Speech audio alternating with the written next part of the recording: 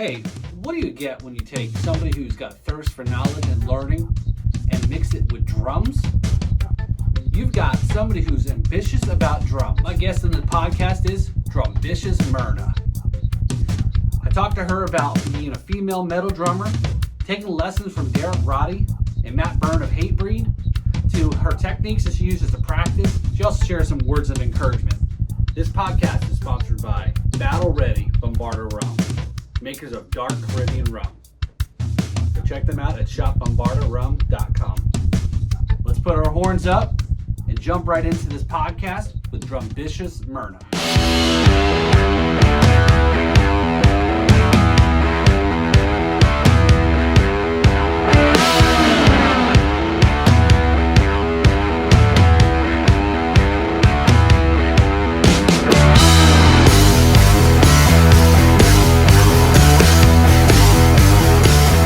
Our guest in the podcast is Colorado-based session drummer who was featured in Drum Magazine and recently featured by the Percussive Arts Society as a future Hall of Famer. Welcome, Drumbitious Mirna, to the podcast. Or is it just Mirna? Can I just call you Mirna? You can call me whatever you want. It works. I like that Instagram handle there, Drumbitious. Yeah, it's a unique name. I think it started by just saying to people I'm very ambitious about drums, and then okay, so I think I'm drumbitious. So I did that. That's perfect. Taking the two words and say, all right. Well, that's how most of the time, right? We want to just cut down and just get it, as few words as possible, right? So we were chatting on Messenger, and you did and I told you I was wanting to talk about it. I caught your live the other night on Instagram, and you did a recent rehearsal, and this was a band for the first time. So do you pick up a lot of session gigs? I do pick up a lot of session gigs. So I play with different bands in Colorado. The bands that I was with yesterday, it wasn't really a band. It was a group of musicians that were at a venue, and we were all playing music that we've never played before. So it was really fun. It started very slow on that live that you saw, but then later we started playing heavier and heavier stuff, which got really fun. So it just started off a jam, or did mostly everybody kind of know a few tunes? No one knew anything. It was a jam. It was like funk and blues, and then at the end, I was like, "Why don't we play something faster?" So we played. Then I crash can ending the last song, and I dropped the crash cymbal, but it didn't break, so that was not too bad. I didn't mean to do that on purpose. Yeah. Yeah, it wasn't even my cymbal, so I felt. Yeah, that's always the worst feeling, right? Is either, when you're a drummer and somebody else is playing your kit, especially your cymbals, right? That's we always talk about how the cymbals are, if anything, the most protective of, right? Especially when you're sharing a drum kit with others. So let's back up, even though I know we just kind of started.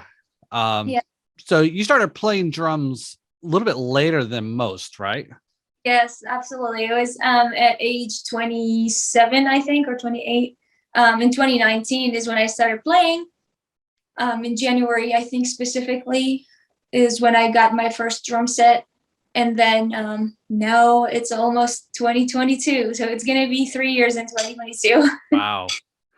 So in that short amount of time, as we just talked about, the IG handle there, that is drum ambitious in 3 years, right? Yes. I think I learned how to learn things. I am really good at learning. I am not the smartest person, but I'm really good at learning things and being dedicated to, if I want to accomplish a goal. So I've done a lot of school before. I'm a scientist. I've done science and engineering.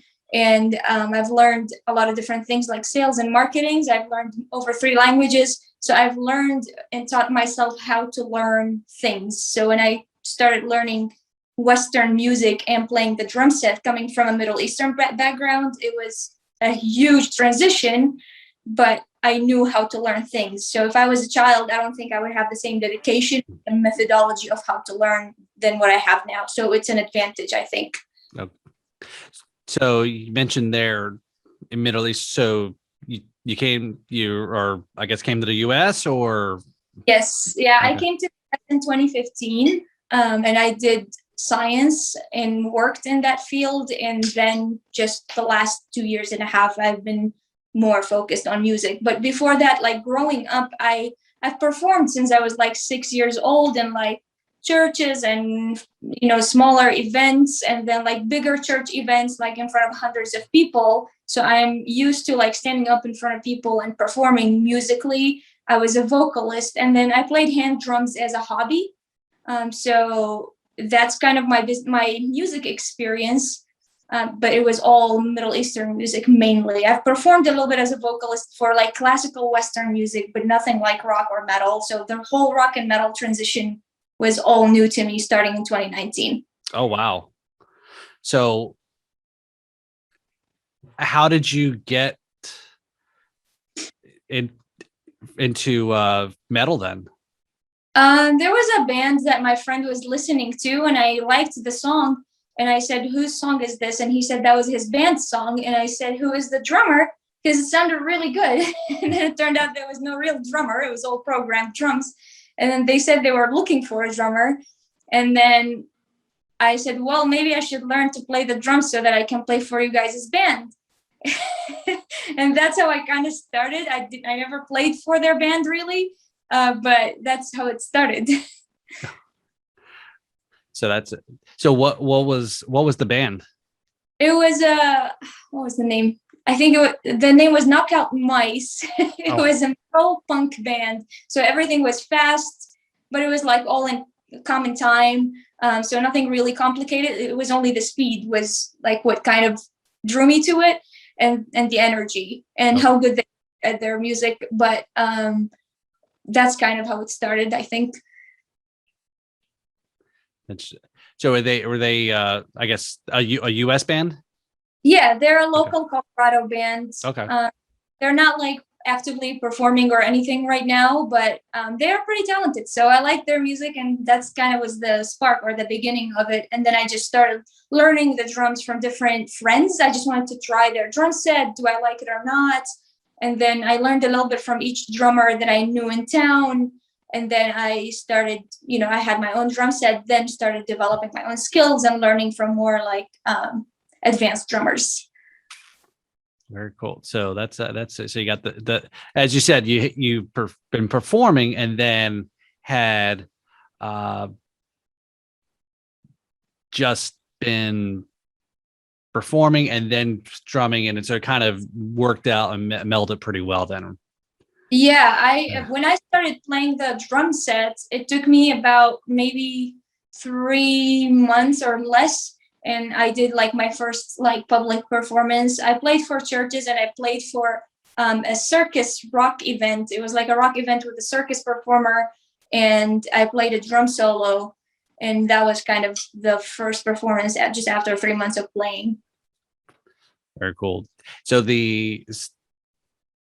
going in, that's pretty, yeah. So in short of trying, and again, like I said, I'm it's not that I'm I hopefully I don't say this the wrong way, but like impressed. But again, going within a short amount of time to the kind of where you're at now, seeing your covers and your videos you have out there, competing. I know you competed in the Hit Like a Girl competition, and then even some of the recognition as you mentioned in the drum magazine, and with a lot of big names as well too in that list and so forth. So are you still are you a full-time musician, or are you kind of doing a little bit of both? I am not a full-time musician. I'm a marketing specialist and a musician in the evening. So I have a day job and an evening job. And I also help with Hit Like a Girl right now as the corporate relations manager. So I have a few things going on right now. Busy. But yeah, not a full-time musician. As you know, like during the pandemic, most of the full-time musicians have some kind of a side job. Like even very well-known names are doing something else on this. So it's good to have something else. Yeah, no, that was always the unfortunate thing about the pandemic, where a lot of venues are closing. You're obviously, if you're a full-time musician, your source of income, and I know I probably to ad nauseum have talked about in previous episodes with musicians, is how my trip to Nashville a few years ago kind of really sparked the whole podcast, kind of gave this whole view into, like the LA version or Hollywood version for, just for musicians, like actors, where everyone's in there hustling, playing 4-hour gigs at this place and then taking their gear down to the next place. And then whether trying to be aspiring musicians or just trying to make the music or backing, us, musicians as well. It's just that everybody was there. But then Nashville shut down, and then all the tourism. And then now there's, some folks that have been on the podcast who have like, okay, I have to get another job now because I can't play or again, that's my main income. So, but to your point is it's I know we all wish we can, be famous podcasters or famous rock stars or right. And it's like, now those days are, you got to be very well diverse and have a couple different irons in the fire. And I guess that's kind of where you do a lot of session work, and then also some of the gigs that you pick up there. So so I guess we'll transition though, is and talk about so you also have your own band as well too, right? I'm starting my own band. So this is how it kind of started. I play for a few rock bands that are metal and punk. And then there's a bassist that I met online. I was on a live stream on Instagram, and this bassist talked to me and said she's from LA and she just moved to Colorado. And so I said, oh, let's meet then if you're in Colorado. And I really didn't even see her picture. I just saw a name. And I said, let's jam someday. And she was very happy to jam. She said, I've been following you for a little bit. So then we met in a studio at Doghouse Music Studio in Lafayette, Colorado. And we played together. And I said, let's film a small video of this jam. And then we shared this short video, and people liked it so much. And they started saying, you guys should be a band. So I started taking people's votes on Instagram. Now are kind of starting to be a band.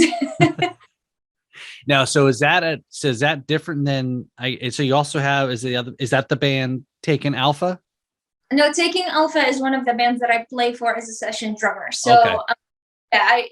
That's kind of how I decided to go about my music, is that if my band with the bassist Monica, if it needs any expenses or money or merch, recording, these are all expenses. We know that music doesn't just happen for free. Right. And I will be dedicated to that financially and my energy and thoughts to that project, and I'll lead it. The other projects that I'm not really creating the music, I'm mostly replicating someone else's already written drums or trying to match it or play something close to it to their own taste.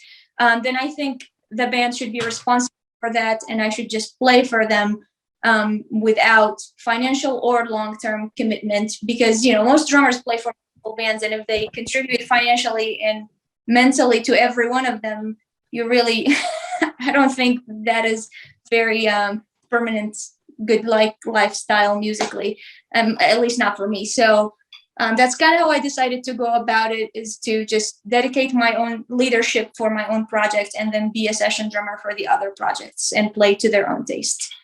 No, and again, that's you're hitting right in the area that is that realization is, and I don't know, and I'm grew up a lot in the listening to music from the 80s, and how music is even today, and how band versus musician, right? Mhm. And kind of like as a lot of people focus on obviously guitar players or obviously maybe more out front, obviously because they're front of the stage and they block all the drummers, right? So most people kind of recognize that you've got to be really good at your instrument, right? And in the same token, and whether it's like you can get lucky, be mediocre musicians or a mediocre mediocre musicians in a band that may have a hit and so forth, but there's no longevity. Whereas if you're a really good musician who's really crafted, and again, it's a craft, right? That you have a longer term, if that band ends, to be able to at least keep doing, what you love or in the music business, right? As you mentioned, right? Session drum, you got to be good to be a session drummer, right? It's right. So like if the drummer is playing different kinds of music, it makes you more diverse. It grows your skills in every aspect versus just playing one band that you like. It's not a bad thing. Again, a lot of bands made it and they're amazing and they can play everything. But sometimes just playing one band and one set list is very limiting and it doesn't grow you as much. So like now there's like about 3 bands that I'm preparing for, 3 live shows for 3 different bands. And I have like 7 to 13 songs with each one of them. So that's kind of making me think of practicing every single one of these and every different style and type. So it does, grow my skills. Right. So hopefully you weren't just watching my camera there where it seemed like I just got sped up. Did it? It did look like it get sped up. It's so weird. The audio seemed to be fine, but now it's maybe it's like a bad what do you call it? I don't want to say subtitled movie or whatever where there's talking but the movie things don't line up. I don't know. Well, we'll see if we can fix that later. But anyway, at least looks like I'm back to moving. Back to the you're back to normal. Back to normal. Well, yeah. Let's define what normal is, right? Exactly. So, cool. No, that's interesting. So, and again, that was and most people that would have that story would talk about how did I get into music or how did I get into, let's say, just metal, right? I'm talking metal here, is obviously not from a local band, right? And that's kind of cool that somebody you saw in local, and again, seeing live and local music, it just, or just live music in general, there's just such an energy, and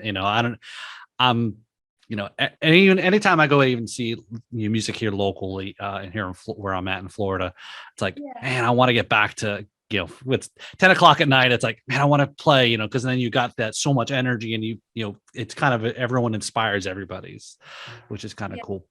Yeah, it is amazing because then you can connect with these people. Like to me, music is about connection and connecting with people. Like that's one of my main values in life is to express and to connect with humans.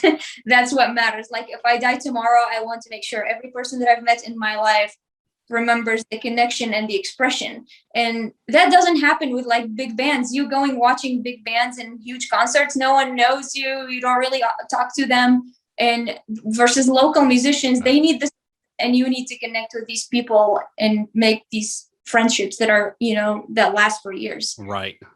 And it's is you probably know it, right? Is and a lot of metalheads know is that there was the talk about how metal, there's a lot of close community, a lot of, there's a lot of closeness and tightness about that, and connecting with people, and especially in that sense. So, kind of jumping back a little bit. So, being Middle Eastern, and again, is playing the drums, and especially metal, was that obviously, I don't know. I'm asking because I don't, know, is that something that was kind of frowned upon, kind of, I don't know. Hopefully I'm not coming off sounding like not stereo, No, you make a good point. Metal is not only, frowned upon, it can be dangerous. It can be life-threatening to play metal in certain countries in the Middle East, because of different extremist groups that do not agree with specific lifestyle or specific music or consider this satanic. Like even my parents that are not closed-minded necessarily, but they think metal has to do with something specific, satanic religion or what, and so it has like, there's this mindset, so it's not necessarily the safest thing to do. And I filmed like a documentary with a Colorado production company about like the whole story about that. It hasn't been released, but we were talking about how some people died because of teaching music. So then if you talk about metal specifically, it's even worse. You made a good point. Right. So it's a blessing in this country and be able to play what I play. Right. Yeah. No. And again, I'm sure there's a lot more to some of that, and again, it's up to you however much you'd like to share, but it's but you hit a point is for those that have lived here a long time, and the appreciation and realization of, as people say, is like, it's not as bad as you think it is if you're somewhere else. And I know there's a lot of, you turn on the news, there's a lot of stuff going on, and and again, still about being in this country, and whether it's again, I don't want to get too political here or too into it, but again, it's and that's great. And I had a couple metal drummers on last year, again, and did this at the same time and recorded it. And again, it's one of those, I'm thinking it sounded cool at first. And again, it's not a knock against the guys, but it was a knock against me for overdoing it. And it was interviewed Alejandro, he's a drummer from Germany, and Vic, who's a metal drummer, and both are metal drummer, and Vic was a drummer in India. And again, again, the internet opens up so much to people to kind of like, wow, didn't know there was an actual metal scene, in India. And again, it's just because it's just something that's not in a person's, or at least my focus area, right? And until you kind of expose it, like, damn, it's crazy. Or it's sometimes we don't no longer live in a small world, right? It's a big world. It's a very small world now, and the internet and the technology and that so forth. So and again, there's probably bigger metal shows and bigger concerts in other countries, right? You hear about stories about South America, some of the metal shows in South America, right? So, but very, very cool. So before we go any further, okay, I'm going to ask this question, and I'm going to do something. So, because I know that's a drum. So we got the drums part down, right? So, so in the questionnaire there, you answered whiskey. So that is okay. So let's. So while you answer, I'm going to answer that, and we'll get into the whiskey conversation. I won't hold it against you. I know it's whiskey. I know it's a drums and rums. So you didn't give it the right answer. No, just kidding. But so whiskey, are you a whiskey girl, or kind of a connoisseur, or are you a JD? Is it just JD and that's it, or? No, I think what we had at home was whiskey. Basically, that's what my dad had. So okay, kind of reminds me of, and that's why I like it. I think I'm just used to that. And then coming to America, like exposing yourself to all these different kind of alcohol. Vodka is like, it's not just vodka. There's vodka with vanilla and with there's all these flavors and varieties. Right. And so it's there's a lot of choices there. Yeah, no, I poured myself a little bit of this. For a lot of folks that listen to the rum, and again, I know a lot of times some of the guests that we have on, and even listeners, kind of like how does drums and rums, how do they even go together? And I used to just give an answer like it was so in depth, and so it's like, I don't know, it just rhymed. It was two things I liked and so forth. But so that is to be truthfully honest with that.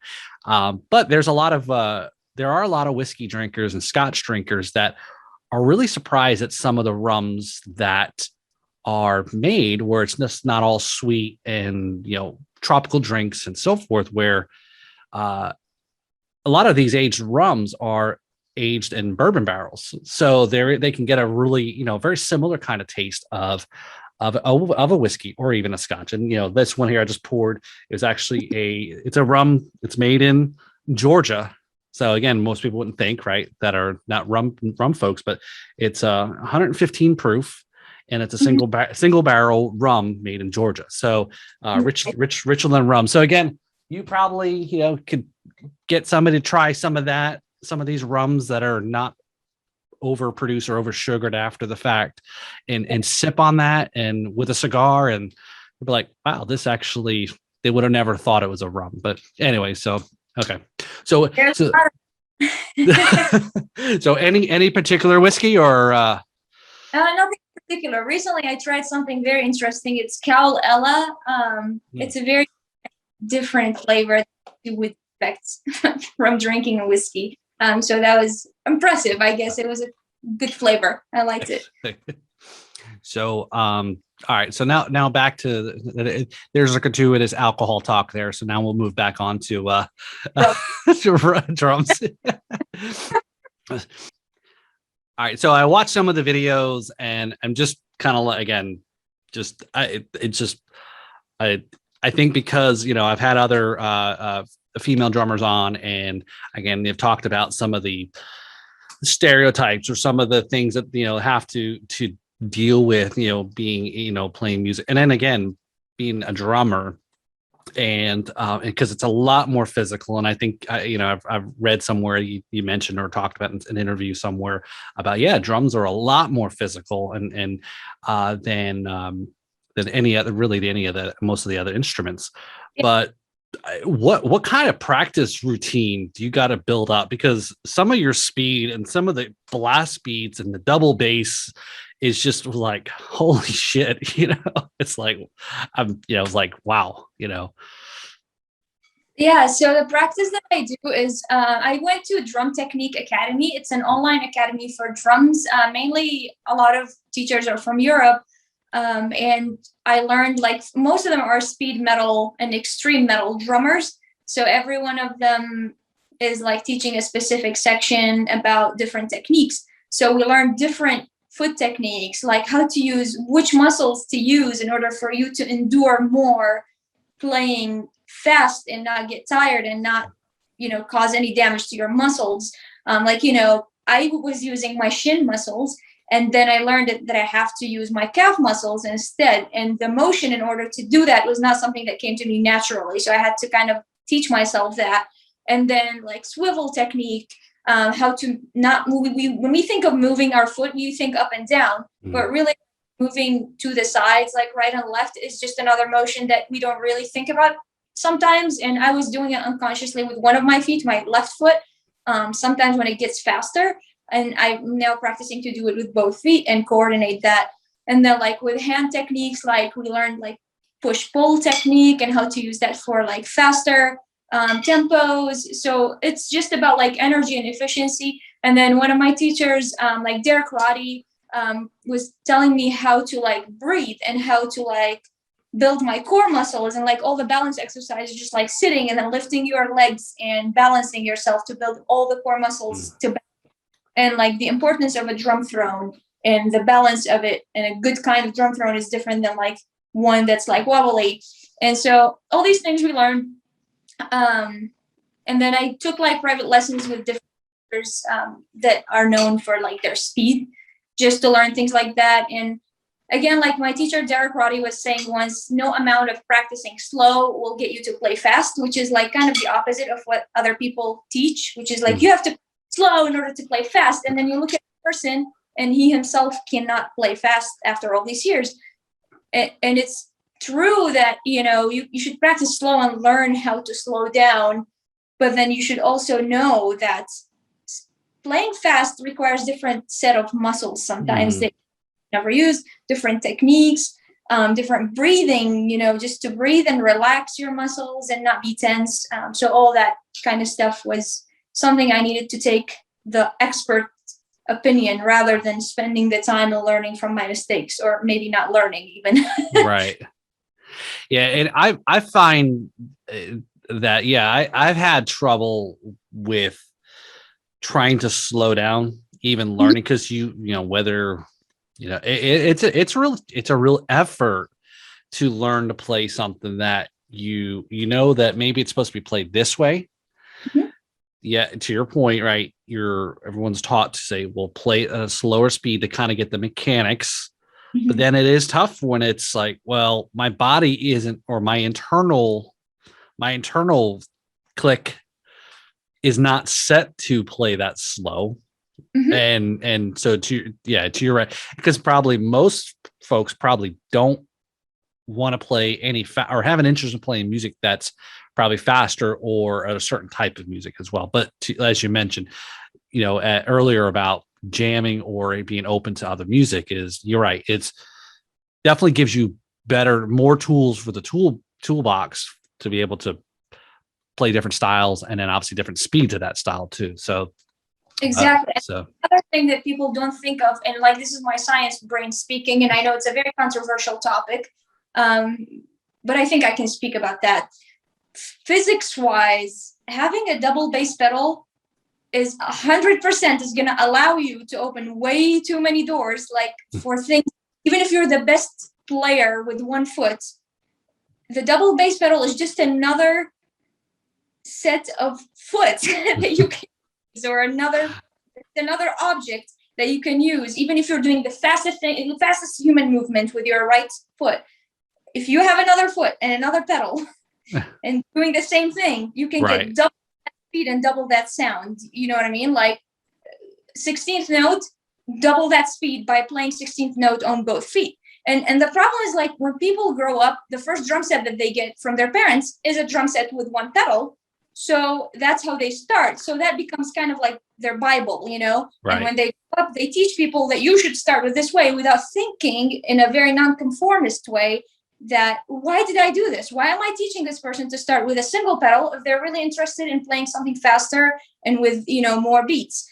And so the double bass pedal is not really bad. You have to practice both feet. Like, for example, at one of the rehearsal spaces that we were using, my right foot and the right pedal fell off of the chain that connects the two pedals together. I was left with one, just the left pedal, and I could play that one on its own. So you have to have the practice to be able to play the left foot separately and the right foot separately, and Right. independently. So independence exercise is very, very important. But then also coordinating the two together is also another whole set of exercise that you have to learn how to do, So yeah, that's pretty interesting. So because if you're more dominant with your right, if you're a right dominant person, your right is going to play, I guess, depending on the notes you're playing, right? Again, if you're playing quarters, right is on the whole note and your left is probably on the quarter, right? Yes. Again, I know I know it all depends on what the notes in the style in it type, but again, I guess if you're playing in that sense 4/4 and so forth but then as you mentioned, now you're like, all right, well, I got a busted pedal here. Now I have to almost force, or I mean, did you have to force your mind and your foot on your left to switch, or you just kind of just went with it and then it was not a big deal? I just realized that one isn't working. So I just kept doing the left foot and doubling what I was doing, an 8th note, a 16th note with just the left foot, because I've practiced the left foot. So we always practice and tell people to practice both hands equally, and even more the less dominant hand. Why do we not do the same thing with a foot? And then, of course, you can practice the hi-hat pedal and all the different hi-hat techniques and sounds that you can make with that pedal. But that's a whole world. Like, that's kind of I think it's a very controversial topic, but I'm just going to say my opinion. We're getting real. I like it. We get controversial now. So yeah. it's controversial for all the clicks, right? That's it. We'll have to put something catchy to, we'll say, listen to this podcast episode to hear Mirna get controversial. Double bass pedal. Yeah. But double bass pedal is only good for metal. But then look at Marco Miniman. He's a great drummer for every genre that you can think of, and he plays the double bass pedal, And people say the same thing about like triggers too. Like, oh, triggers are like cheating. They're not. It's not cheating. It's maybe less dynamic, but it is for whatever purpose that it serves. Right. For certain. So we'll get to this in a little bit, but since you said triggers, it triggered a thought here. But Nice. boom. So your kit behind you there is your electronic. That's just a pure electronic kit, right? Yes. Okay. So what I've got here is I've got my breakbeat kit. It's a smaller. Obviously you know the kit.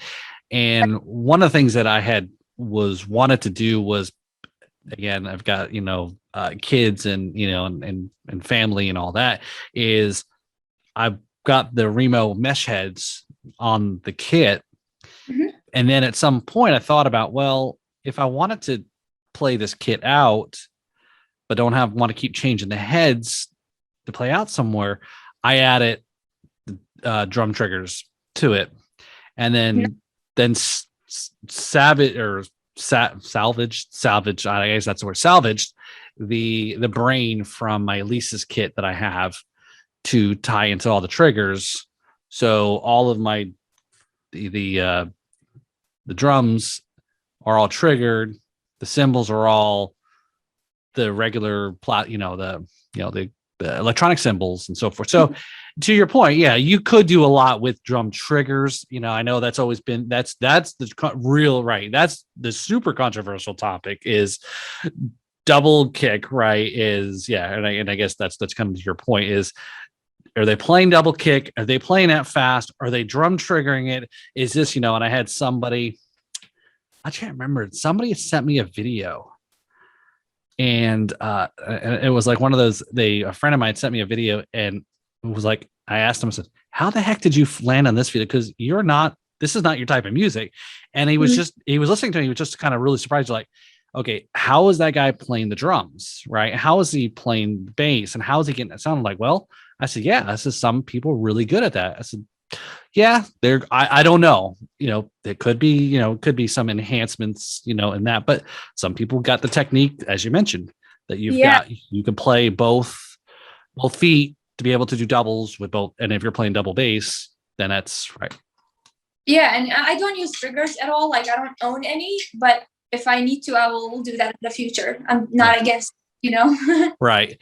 Yeah. And the reason why I added mine was, if I wanted to take this kit out live, now I can control the volume with playing an acoustic kit too. They say nowadays electronic kits, but yeah, it's, I always thought it was, like that. It was, drum triggers were always this whole taboo thing, and, you're cheating, and, with drum triggers, and, I never looked into as much, because again, it was always this whole, anyway, so.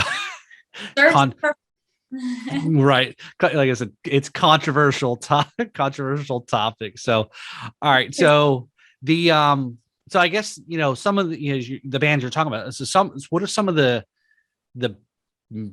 music or similar musician or bands that influences into your band? I think maybe not into my band, but into my playing. The most influential bands, I would say, I enjoy playing along Hatebreed, and I'm inspired by Hatebreed. And Hatebreed drummer Matt Byrne is also my mentor and teacher, and I've learned a lot from Matt, and just watching him too, and seeing the energy. So I like the energy in that kind of music. And then, like, other bands, like death metal bands, technical death metal is also something that inspires me, because it's not only speed, but it's speed with like some thinking and some odd time signatures, and it's not all common time. Other than that, the non-metal drummers, Marco Miniman, of course, is my biggest inspiration in drums. So his current project with Randy McStein is the biggest like inspiration to me. Like, during the pandemic, I've been like playing along all these songs, trying to replicate some of the beats that I'm not used to, learn some of the time signatures that I wasn't comfortable with before. Like, all these things are, learning experience. And, so there's some kinds of music that just speak to you more than others. And that one was just my favorite during the last year, I would say, just listening to these albums. So these are kind of my main influences. And of course, Derek Roddy and whatever music that he's played and he's playing. Eugene Ryevchenko from Flesh God Apocalypse is one of my teachers that was also in Drum Technique Academy, and he taught us about different techniques like swivel technique and foot technique and hand technique for speed. So these are my main influencers and influencing like bands and musicians. So what's the I mean, do you know what the fastest song BPM wise you've played? I don't know. I never actually paid attention to that. Maybe 220, something like that. I'm not sure, because it really isn't about how fast the tempo is. It's about what kind of notes I was playing. Is it a fourth note or an eighth note or a 16? What was it? So yeah, I mean, you can always play 250, but you can go down notes. Yeah. Sometimes when I go to like very high tempos, instead of playing on my feet, instead of playing a 8th note or 16th note, I start playing like fives, like groups of 5 or groups of which I was telling one of my teachers, and he said, yeah, there's this and that drummer that's very known for that, and he just went with it, so you should just go with it and embrace it. So I to focus on the 4, 4, and 8 and 16, but sometimes it's just cool to throw something there that's not very common. Right. It's it's all they say. It's all math, right? It's all division of time and so forth. But and that's a lot of things about more heavy. Some of that heavier music is it seems heavy because maybe it's the guitar, it's everything. But yeah, the drums are very much sometimes just very much like the tempo is not very fast or and some of that it's just this double bass just kind of keeping good tempo. It's up here but yet it's all about the type of that fits in with the music, the rest of the music for that for a particular song, I guess. So yeah. So speaking of Marco though, all right, so I already know the answer. I know you've watched this probably about 100 times, right? The Dream Theater audition, right? Yes. Right. Okay. So, and I saw it a couple of years ago when it came out, and I thought it was kind of really interesting, fascinating, the documentary that they, here, and again, okay, Dream Theater, big band, again, trying to find someone to fill the shoes for Mike Portnoy, right? That's in itself. You have guys that are trying out and auditioning who are big names themselves, right? Which is kind of interesting, right?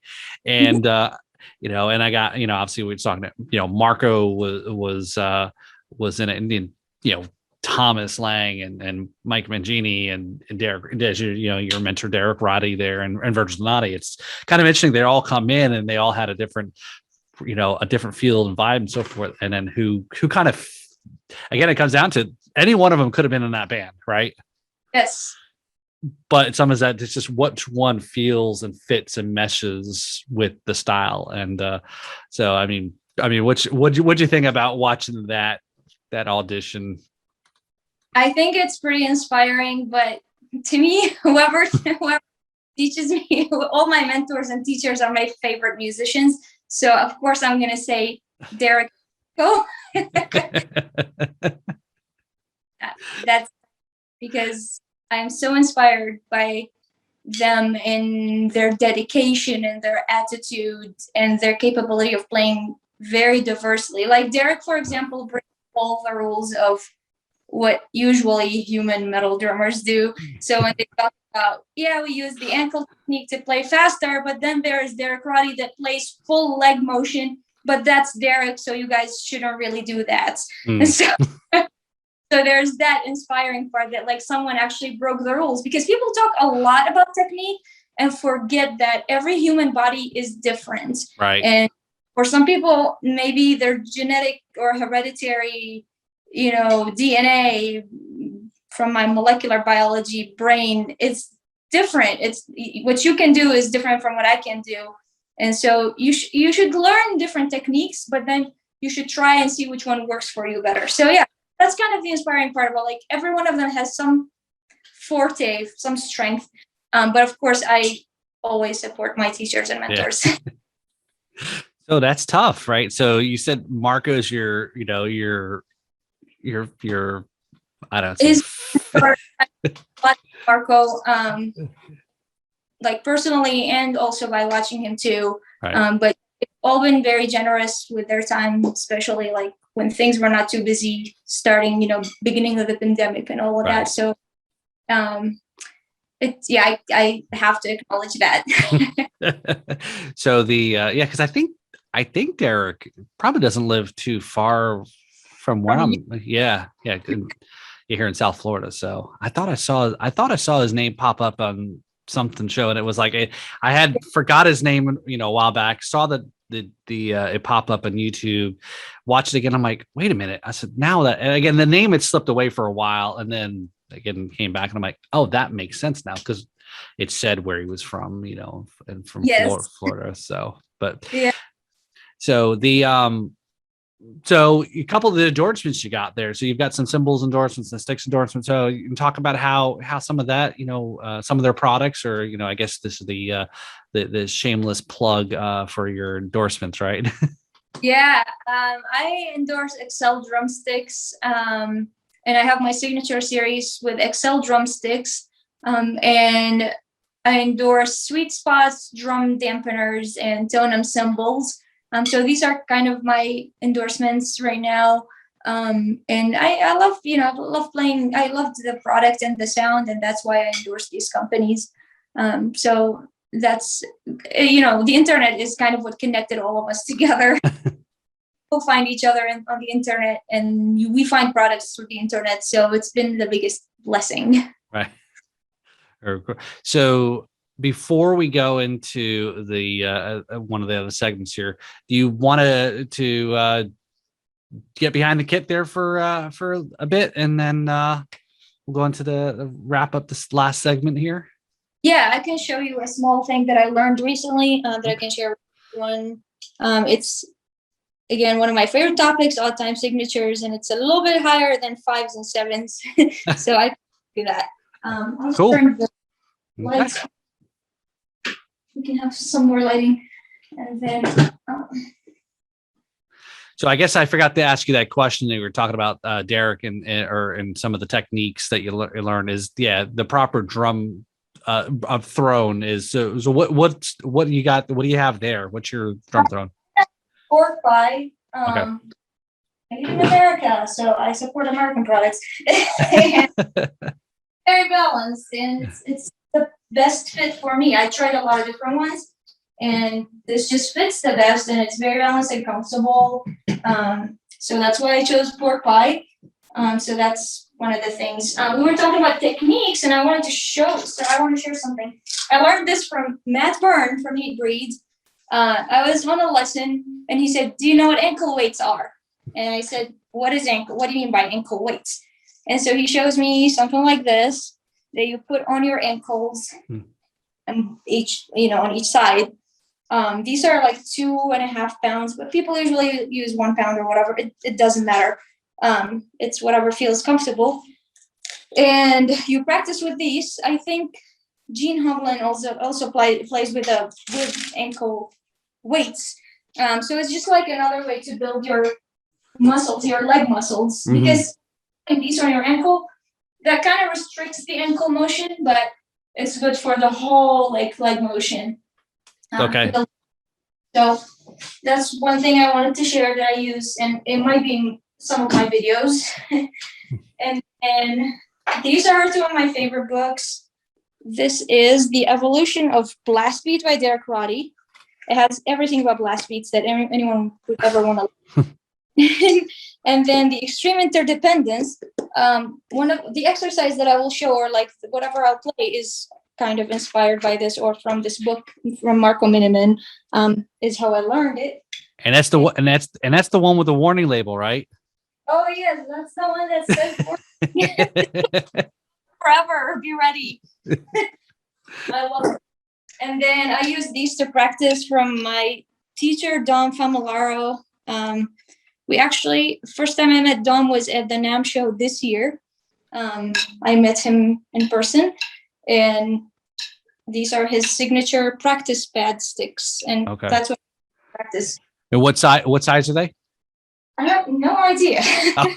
They're thicker than everything I've ever seen. It's like marching size. Okay.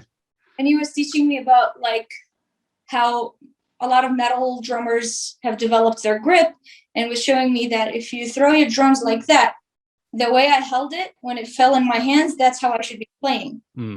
That's like the perfect grip for someone to have full control, you know.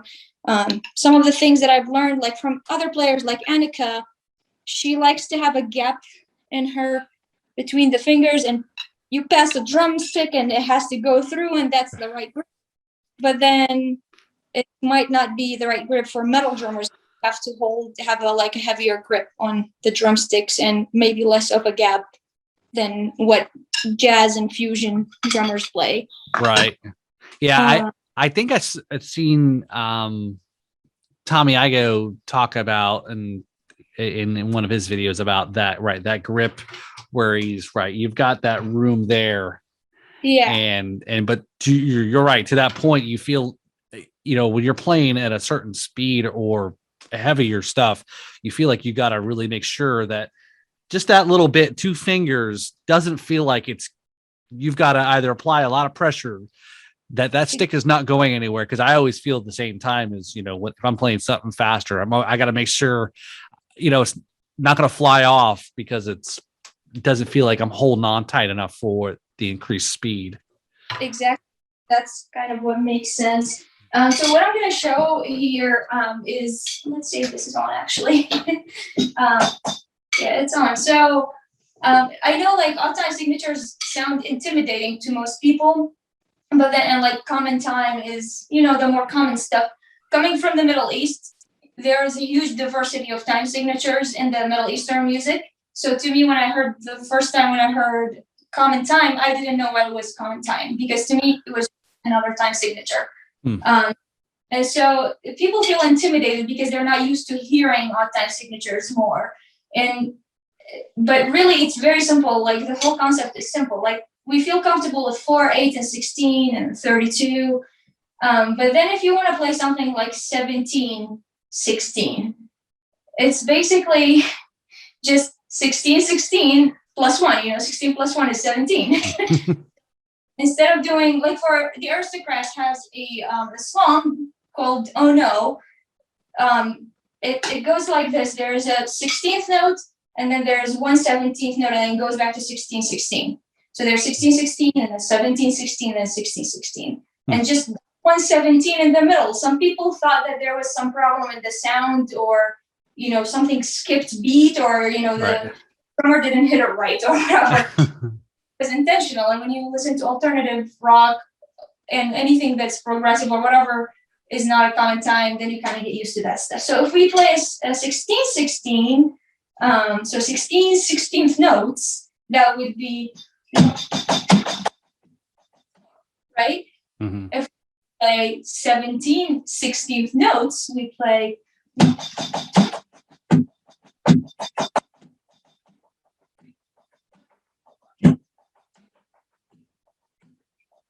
so I'm basically just counting 1, 2, 3, but in my head it's like 1, 2, 3, 4, 1, 2, 3, 4, 1, 2, 3, 4, and then 1, 2, 3, 4, 5. So basically 3 sets of 4s, that's 12. Right. Then another 5 to that. So it's divide it right. If we divide it and think of the closest number to 16, you know, 17 is like 16 plus 1. And you just know to play the 16 and add 1 to it, and then start over again. So that's kind of how I learned. This is one of Marco Miniman's tricks, and if you go through this book, you'll learn a lot of these things, and you'll learn about independence and all the different exercises to have extreme independence. So that's kind of one of the things that I wanted to share. Cool. Yeah, that I enjoy. Yeah, because I think I saw a video you were playing and you were talking about like was that polyrhythm, right? And you started off slowly, like one limb was playing simple this and then that, and again, yeah. You just add, like, you have to add things gradually and like start slowly, and then as you like kind of grasp the beat, it becomes one. It's not a polyrhythm really. The whole like polyrhythm thing is like kind of fancy, but it's also the technical word for describing things like that. But also, if you listen to it, it's probably just one rhythm. If you absorb yourself and kind of feel it, it becomes one rhythm. Right. Yeah, I know it's always most people, right? Those that are drummers don't realize it's there's anything about timing. It's just usually obviously the right rhythm. Yeah, and it is tricky because you have to think of every move and every limb, but practice makes perfect, and I have a lot to learn, and I have not finished these books, and so that's also my other advice for people learning anything. Do not overwhelm yourself with a lot. Just be micro-focused. That's why metal, like I could go and practice jazz. Sure, I would learn a lot from jazz, but I think if I focus on rock and metal, I'll be good at that genre and develop, and then from there you can experiment here and there. But if you focus on one thing at a time and get at it, you feel like you've accomplished a lot because you see your progress faster. Right. But then if you diversify way too much and learn multiple instruments at the same time and all these different kinds of music at the same time, then you feel like you're not getting anywhere with anything. Right. Yeah. Finish the mark first and then move on to the next, level. Exactly. Yeah. So kind of my main advice. And that's why 2 books only now. Although Stick Control is like the Bible of all drummers, but that I went through. And then now these 2 books, a little bit more advanced. And I want to finish these and then move on to other things, because if I just keep accumulating books, then I'm going to be overwhelmed and not be able to finish anything. Right. Very good. All right. So Mirna, are you ready for In 4 beats or less? Our segment here? So this is the part of the podcast here where these are you fill it out the questionnaire, so I know what you've submitted and so forth, and what we talk about, and this is the part of the podcast where it's I ask this or that questions, yes or no, first thing that comes to mind, and it's in 4 beats or less.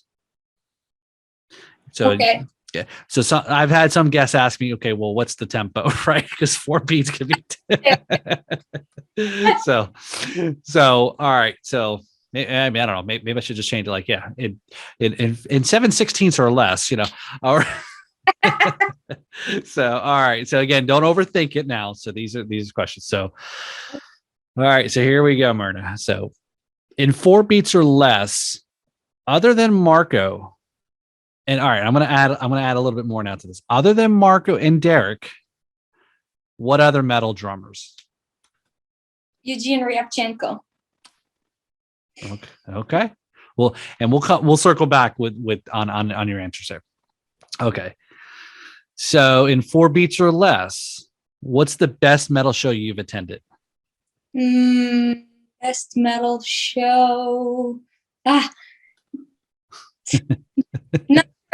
Okay. I don't answer for that one. Okay. All right. So in 4 beats or less. All right. I mean, this should be like the game show, right? Do you want to pass and come back to question 2? I pass it forever. Yeah. All right. So in 4 beats or less, what is something most people don't know about you that they'd be surprised about? I think just being a scientist, which we talked about, just science degrees and marketing and sales experience. So business and science is not always the combination they think of with music. Right. Perfect. All right. And last, in 4 beats or less, what do you like more, recording in the studio or performing live? Performing live. Yeah. All right, cool. So who is the gentleman that you mentioned in the Yeah, Eugene is the drummer of Decapitated and Flesh God Apocalypse, one of the very fast extreme metal drummers. So check out his YouTube. He's got so many drum lessons for speed and technique. and a lot of videos also recently he shared about like touring and tour life and the struggle and how people get sick on tour, and it's not all glamorous, and how we drum sets. It's crazy. So there's a lot of content on his YouTube channel. So Cool. that's who So- that is. So I would take a guess. Are they from like Scandinavia? Vienna, Austria is where he is Okay. living. Yeah, Okay. I think he speaks Polish too. So Yeah, there is metal. Well, again, a lot of obviously the influences from American metal is again the higher the lineage of of all the American metal bands obviously came from Europe, and then vice versa. Obviously Metallica was very heavily influenced by a lot of European bands, and let alone everyone was pretty much influenced by Judas Priest and Iron Maiden, obviously from that time frame. Obviously, I mean British bands and so forth. But yeah, there's some. When I was probably a little bit younger in my 20s, I was a little bit more into some of the heavier metal, and then even to your point, right? We talk about death metal, and I know it can kind of definitely scare a lot of folks off from it. And again, because there's certain death metal bands that are as you mentioned, right, do follow a certain way of life, and then some are but don't, right? exactly. So- Yeah. You mentioned Judas Priest. Actually, I'm going to watch to see them in a show in Denver on the 29th. Excellent. All right. It's amazing they're still touring and they're still out It's there. Yeah. And especially Travis Scott. I think probably, I know there's so many other probably better songs. Again, I can't really say I'm like number one fan of Judas Priest, because it's not that I don't like them. It's just I don't know the extensive catalog or listen as much. But yeah, obviously Painkiller is like one of my favorite songs, and I know it's a newer song. At least from the '90s, at least back when they had a thing called Headbangers Ball, right, on MTV. Yes. That was on all the time there. So very good. All right, so Mirna, as we wrap up here, what do you got to we'll circle back on what do you got to promote? What do you want to kind of get the word out there for folks that are listening to the podcast or viewing the the video here, about yourself, your bands, what you have to offer, your endorsements. And so here's the shameless plug part, is go for it. I really don't have anything more to promote other than just wanting to encourage people to focus on one thing and do that one thing very well. And that's my biggest promotion. That's my thing that I want to share with the world. Just be dedicated and focused and know what is it that you like. Like, for example, going and playing different kinds of music will also teach you what is your favorite and what are you the best at doing and what brings joy to your heart and to other people's hearts. So that's kind of what I want to promote, just this message. That's a great message, because again, there's a lot of that encouraging thing is that for people to just follow what they follow their heart and go after, and not to give up and so forth. So excellent. So we can check you out on IG, right? Is Drumbitious_Mirna, right? And we'll post all handle for all the major platforms: TikTok, YouTube, Facebook. All of them are the same name. All right. So we'll post all that in the show notes there and so forth. And last, now that we've made it through, again, you're now part of the drums. Hold on. Hopefully you can see it there. Our Drums and Rums.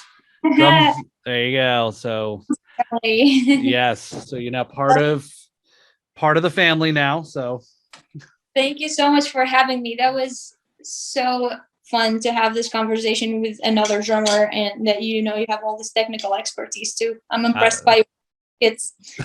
I don't know. Usually, sometimes I have to ask my kids to come in and help me fix stuff when I'm, and that's the sign that I know I'm getting old. Is when my kids try to explain things to me, and I'm like, I was a kid of the '80s. I'm a Gen X. I'm supposed to know when computers came into its own. So, but But no, I appreciate it, Myrna, and definitely, we're going to keep in touch. We're going to follow. And that's the great thing about, the podcast and Drums and Rums is still keeping in touch with all of our guests. And, now, we call them alums, and, help promote other stuff, or keep tabs on folks, reach out to them for certain things if they're interested in other little collaborations.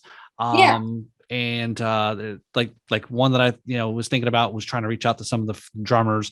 Is, I don't know if you saw the documentary Count Me In, right?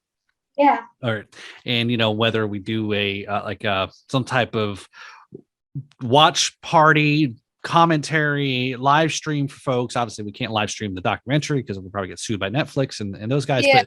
But again, comment on some of the things, and I, to be honest, I saw it already, and I'm not to give give it away, but yeah, I watched already. Wasn't overly kind of, yeah, and maybe it's I've seen a lot of other documentaries, the same folks that have been in it, Yeah.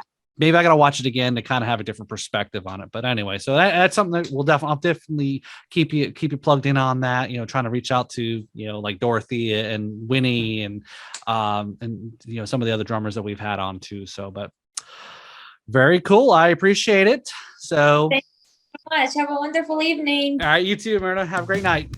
Bye. I'd like to thank Myrna for coming on the podcast and sharing her story about inspiration and about being focused and ambitious about the drums. Follow her on Instagram and YouTube. Also, I'd like to thank our sponsor for this episode, Bombardo Rum. Check them out at shopbombardorum.com. Also, embroidery and so more. Makers of all the Drums and Rums apparel.